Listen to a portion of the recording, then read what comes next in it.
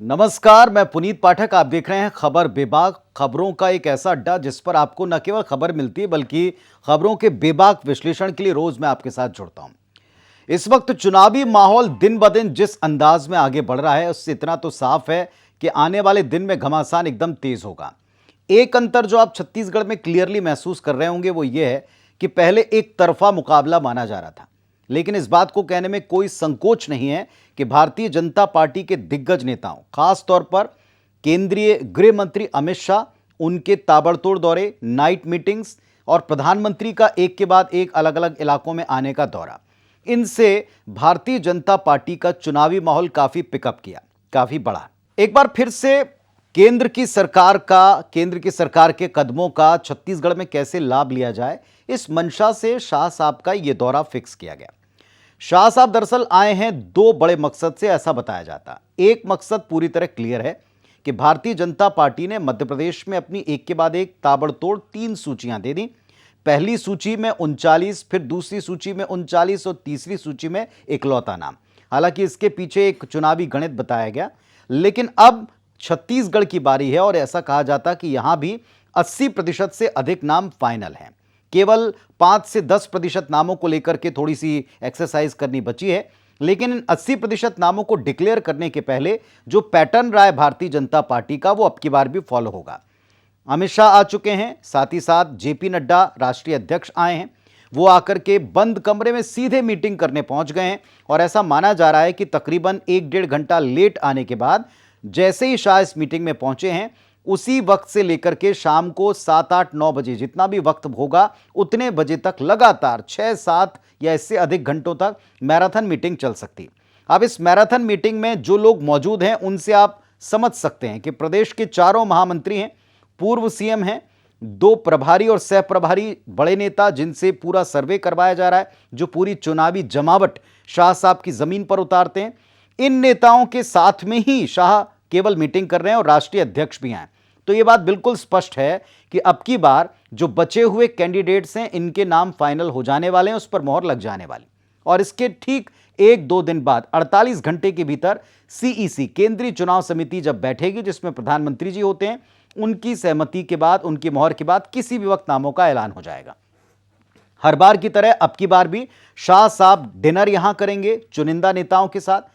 हर बार की तरह इस बार भी भारतीय जनता पार्टी के भीतर खाने क्या चल रहा है किसी को कानो कान खबर नहीं है।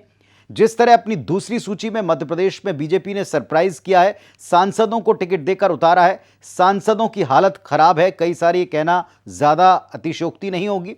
वो भले ही ऊपर से पूरी तैयारी दिखा रहे हो, लेकिन भीतर ही भीतर और जमीन पर उनकी चुनाव लड़ने की या तो इच्छा नहीं है या वैसी तैयारी नहीं देखी गई।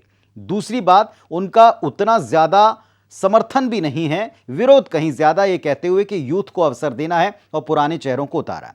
लेकिन ये बीजेपी है, रणनीति की माहिर मोदी शाह की जोड़ी है, सोच समझकर ऐसा किया है। अगर ये दांव खेला गया है तो इसमें आप इस बात का भी ध्यान रखें कि वहां ऐसे कई फेसेस हैं जो सीएम पद के दावेदार थे, हैं या अपने आप को अघोषित तौर के ऊपर इसके दावेदारों में बार बार शुमार कराते रहे हैं।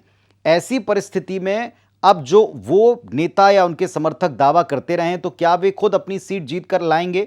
क्या वो अपने अंचल में, संभाग में बाकी की सीटों पर असर दिखा पाएंगे? ये एक चुनौती उनके सामने डाली गई। इधर छत्तीसगढ़ को आप देखें तो छत्तीसगढ़ में क्या एक सांसद विजय बघेल, जिन्हें सीधे सीएम की सीट पाटन से उतारा गया, उसके अलावा 2 और नेत्रियों के नाम सामने आ रहे हैं जिस पर आज मोहर लगनी तय मानी जा रही है।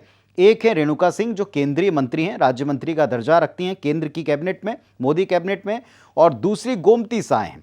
इन दोनों के साथ साथ प्रदेश अध्यक्ष अरुण साहब, ऐसे ये 3 फेसेस हैं जिनका, और साथ ही साथ राजनांदगांव से जो सांसद हैं संतोष पांडे, इनका भी नाम चल रहा है कि संभवतः इनको भी मैदान में उतारा जा सकता है विधायकी के लिए टिकट देकर के। तो क्या बीजेपी इन 4 बड़े नेताओं के नाम पर मंथन करेगी? इसके अलावा क्या फ्रेश फेसेस वाली रणनीति पर काम करेगी? क्योंकि कुछ महीने बाद 24 के भी चुनाव होने, इस पर हमारा ध्यान रहेगा। अब बात करते हैं खरगे साहब के दौरे की। खरगे साहब की दौरे और उनकी प्लानिंग ये बताती है कि वो पर्टिकुलर किस इलाके में, चूंकि वो सबसे बड़े एक दलित फेस हैं, तो कहां आप दलित फेस का इस्तेमाल कर सकते हैं, वो उस मुताबिक रणनीति के तहत यहां आ रहे हैं। दलित फेस के नाते उनकी सभाएं अब तक जो 3-4 स्थानों पर करवाई हैं कांग्रेस पार्टी ने, स्वयं मुख्यमंत्री भूपेश बघेल ने, वो ये जताता है कि ये सारे दौरे और ये सारी मीटिंग्स, पब्लिक मीटिंग सोच समझकर उन इलाकों में रखी गई।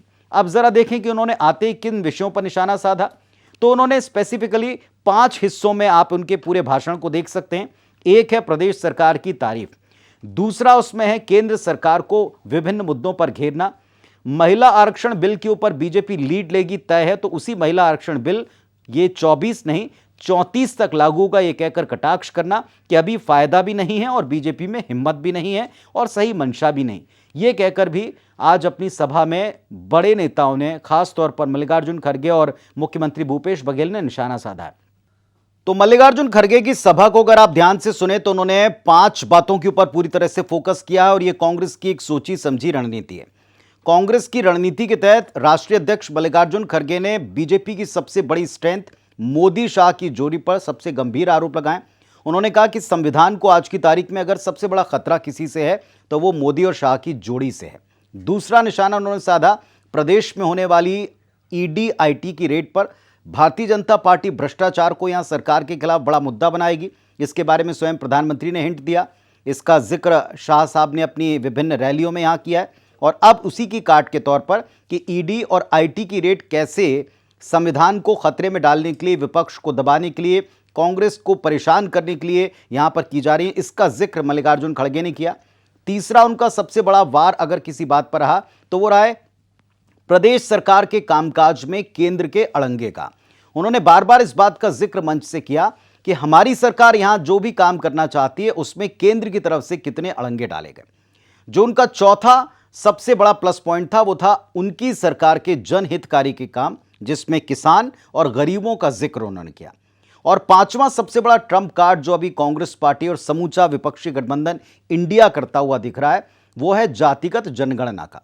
इसका जिक्र भी उन्होंने किया और बताया कि जरूरी क्यों है। उन्होंने कहा कि दरअसल हमारे समय से महिला आरक्षण जो आज केंद्र सरकार का या बीजेपी का सबसे बड़ा अस्त्र 24 में बनने जा रहा है, वो वास्तविकता में तभी जमीन पर फलीभूत हो पाएगा अगर आप सही मंशा के साथ उस पर आज से काम करते। तो एक तो इस बात पर घेरा कि आपने 34 को लेकर 24 की प्लानिंग के तहत इसको जारी कर दिया, 34 से पहले किसी को फायदा इसका मिलना नहीं है, ये कहकर निशाना साधा। दूसरी बात उन्होंने की कि जब तक जातिगत जनगणना नहीं करेंगे तब तक सही डेटा के बिना आप योजनाओं का क्रियान्वयन नहीं कर सकते। इसकी शुरुआत हमने कर दी थी और आप इन आंकड़ों को दबाकर बैठे। अब आप देखें कांग्रेस की रणनीति पूरी तरह साफ है।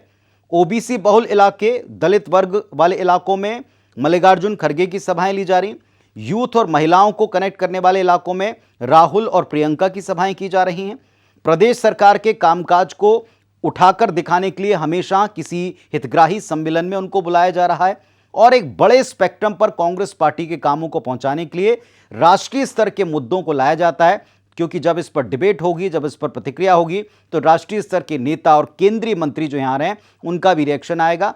तो इससे पूरा स्पेक्ट्रम हम कह सकते हैं कांग्रेस पार्टी का, उनके मुद्दों का एक बड़े स्केल के ऊपर राष्ट्रीय स्तर पर भी जा रहा है। अब इसका कितना लाभ कांग्रेस ले पाती है और जो बंद कमरे वाली 7-8 घंटे की मीटिंग है उसमें मोदी और शाह की जोड़ी की प्लानिंग, शाह साहब का मोदी जी के आने वाले 2 दौरों की डिजाइनिंग और साथ ही साथ अब की बार कैंडिडेट की लिस्ट को फाइनल करना, कितना बीजेपी इसका बेनिफिट ले पाती है ये देखेंगे। एक सवाल है जो मैं आपसे जरूर इस वीडियो में पूछना चाहूंगा, क्या आपको वाकई लगता है कि मोदी शाह ने आकर के और अपने एक के बाद एक ताबड़तोड़ दौरों से बीजेपी के पक्ष में माहौल बनाया है?